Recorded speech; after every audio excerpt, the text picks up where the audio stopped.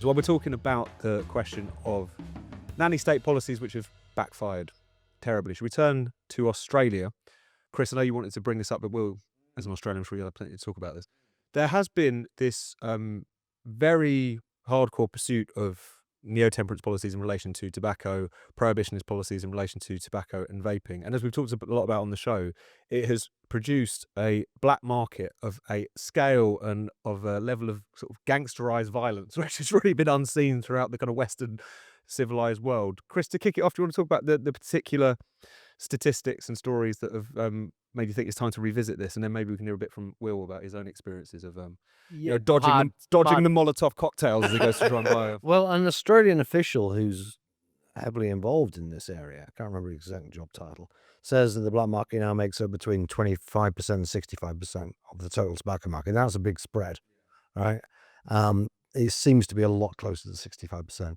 And recently, the commentary in the Australian press has been about how long it's going to take before the legitimate tobacco industry is completely pushed out of Australia. At what point does it become literally like financially pointless for BAT and Imperial to even operate in the country because so few people are buying legitimate cigarettes? These are the conversations that are going on in Australia at the moment. I'm so sad that no media in this country seems to take any interest in it at all. I know Australia is an irrelevant country, no one cares about it, but still, with one sport being a notable exception, but we'll leave that to one side. Hope that warms your cockles at night then. It doesn't matter where it is. This is a culturally very comparable country to Britain. They're only a bit less civilized than ourselves.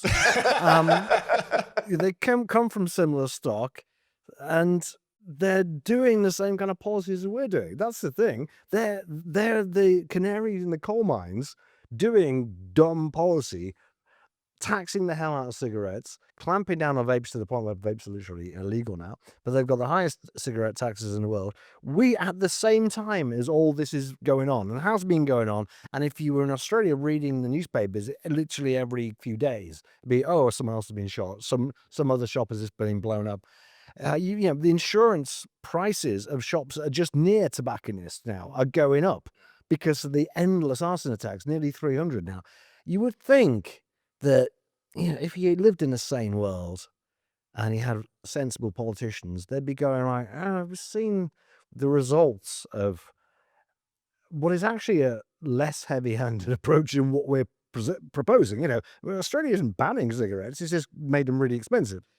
How did that work in Australia? You'd think they would say to themselves, but no, just ignore it. Well, it isn't a culturally compatible country with the UK. It is the most culturally compatible country with the United Kingdom, bar none. And as an Australian who's lived in the United Kingdom now for some time, I remain staggered at how both countries actually don't learn the lessons from each other.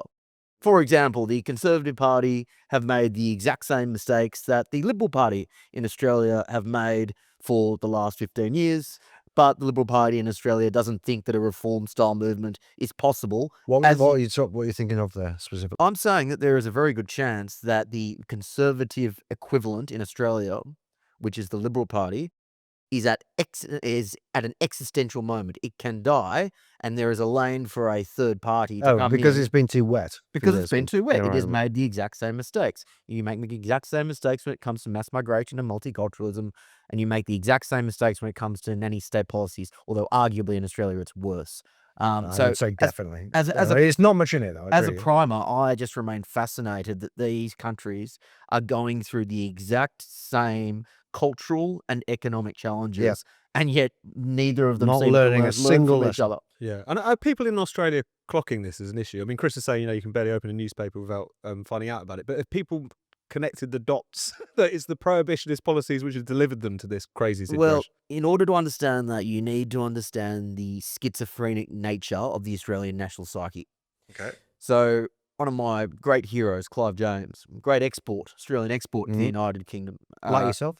Like myself. Yeah. I would consider They all myself leave. They all leave. The air to Clive James. the very, very, very, very poor man's version of Clive James. He said of Australia that the great tragedy of Australia is not that it is a nation born from convicts, but a nation born from jailers. I've got to correct you there, because I said that on Twitter once and someone went crazy about it. Apparently it's not a Clive James quote. Is he one of But those? it's a good quote. He's one of those And ones. it's true, and that's the point. He's one of those ones like The pedants out there, okay, we know it's not a Clive. He's one of those ones like Winston Churchill that he delivered so many good quotes that any good quote is now associated It's with the him. kind of thing he would have said. It's the kind But of more thing to the he point, would it's true. is true. And so whilst there is basically, I would say, this authoritarian instinct that runs through every political party in Australia and 90% of the politicians in Australia, there is still, and I think it is dying out slowly, but there is still that convict element that also says, hey, we like to have a fag in the pub, we like to have a slap at the pokies, we like to gamble, we like to drink. You know, if you actually look at the amount of cocaine that is done in the Sydney eastern suburbs, it is per capita, like, I don't know the exact numbers, but if not the highest in the world, it gives Manhattan a very good run for its money. Australians, at least, you know, some of them still love their beer, they still love their gambling, and they still love their drugs. Still they're smoking as well. Well, it looks Exactly. So that's your convict element.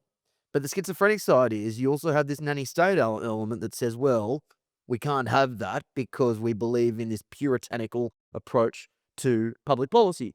And so the end result, as you well know, Chris, is, well, we're not going to ban it because that's going to annoy the convicts a bit too much, but we're just going to add tax upon tax upon tax, which, again, is the most regressive tax policy you can imagine, and so low-income earners get stuffed over. And they have banned vapes, to be fair, as well, completely. That was one of the major mistakes in this.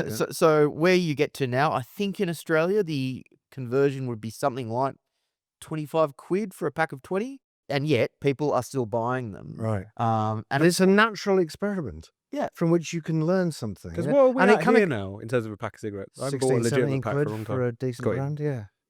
It's We're getting getting there. there. And of course, we know we've got a vast black market. I would say 40%, 35, 40% now in this country. We're nipping at Australia's heels. What we haven't seen yet is the ones. But I think it will come because it does tend to accompany these black market activities. You know? But the other thing, which, again, an Australian pub is very different to a British pub in that in an Australian pub, the way that they predominantly make money is through poker machines.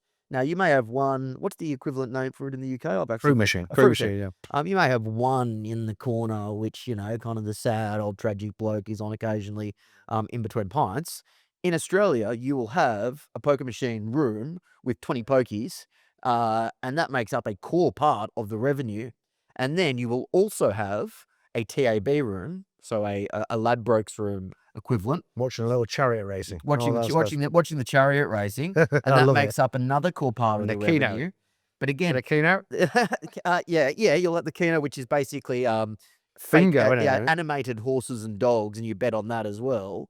So there's this weird disconnect where Australians, when they go to the pub, they gamble, they go outside for a fag, and they drink as much as anyone in the UK. Copious amounts of coke in the toilets, by the sounds of it. Yeah. Copious amounts of coke in the toilets. You would think, like going back to what you're saying, you would think there is maybe even more scope for a reform type party in Australia than there is. There is. Yeah. Absolutely. Because like your average Aussie still, despite years of like being forced to accept stuff you don't like, as far as I can tell, they're still salt of the earth. Most of them, you know?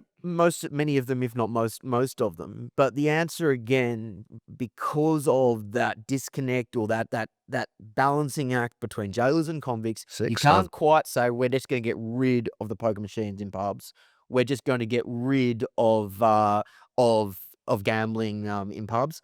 But we're just going to tax it so much that hopefully it sends the message that you guys are doing something which is very, very naughty. Yeah. But they're also now in this terrible situation where the amount of money that state governments in Australia make out of both of those things is astronomical to the extent that it would actually seriously impact budgets if they were to get rid of them. It is a schizophrenic society when it comes to nanny statism in Australia. Yeah, yes, well said. Yeah. Absolutely bizarre.